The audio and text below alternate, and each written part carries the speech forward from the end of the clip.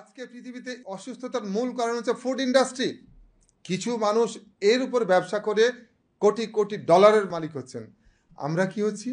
আমরা টাকা হারাচ্ছি, আমরা স্বাস্থ্য হারাচ্ছি। এবং কি করবেন?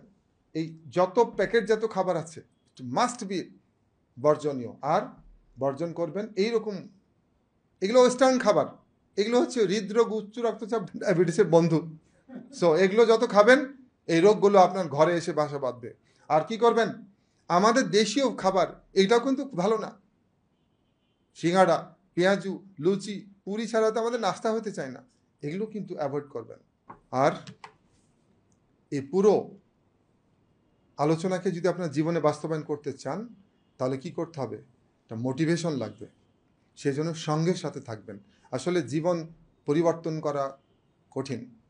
জীবন পরিবর্তন যদি হয়েও যায় ধরে রাখা আরও কঠিন।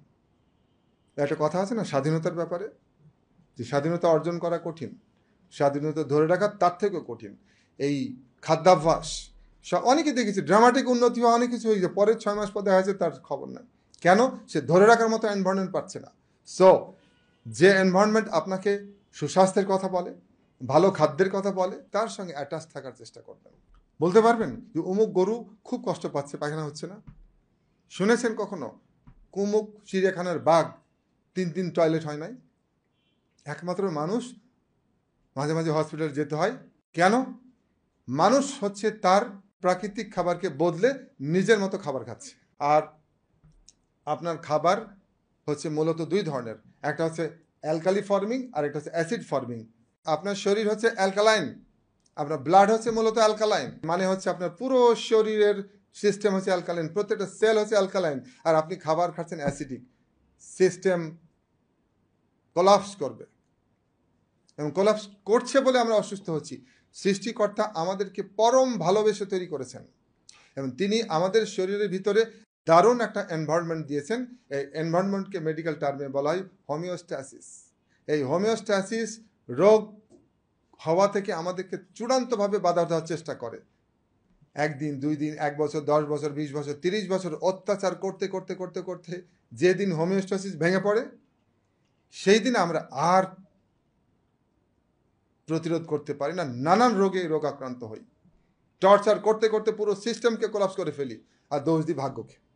ভাগ্য নয়, এর দোষী হচ্ছে আমরা।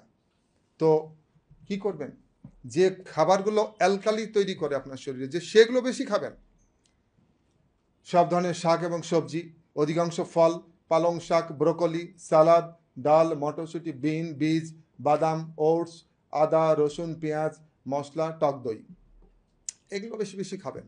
আর এগুলো যেহেতু অ্যাসিড ফর্মিং, কিন্তু না খেলে তো চলবে না, সেজন্য এগুলো অ্যাজ মিনিমাম অ্যাজ পসিবল।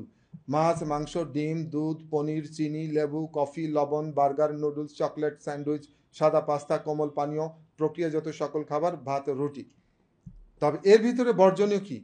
এর মধ্যে বর্জনীয় হচ্ছে যে আপনাকে সাদা চাল এবং চিনি এবং সাদা ময়দা, ইট মাস্ট বি বর্জনীয়। এই 3টি সাদা খাবারকে একত্রে বলা হয় হোয়াইট পয়জন। চিনি, সাদা চাল, সাদা ময়দা এবং সাদা ময়দা তৈরি নুডলস বলেন, পাউরুটি বলেন। দেখেন আপনি ছোটকালে কি খেয়েছেন? আপনার দাদা নানা কি খেয়েছে? লাল চালের ভাত খেয়েছে। আমরা কোন যুগে প্রবেশ করেছি? আমরা অটোমেটিক রাইস মিলের যুগে প্রবেশ করেছি। আস্ত চালকে ভেঙে আমরা করলাম, রিফাইন করলাম। এই সবচেয়ে পুষ্টিযুক্ত অংশ ফেলে দিয়ে কাকে খাওয়াচ্ছি? ছাগল, গরু, মুরগি। চিন্তা করেন, সৃষ্টি সেরা জীব খাবারের সর্বোৎকৃষ্ট অংশ ফেলে দিয়ে মুরগিকে খাওয়াচ্ছে।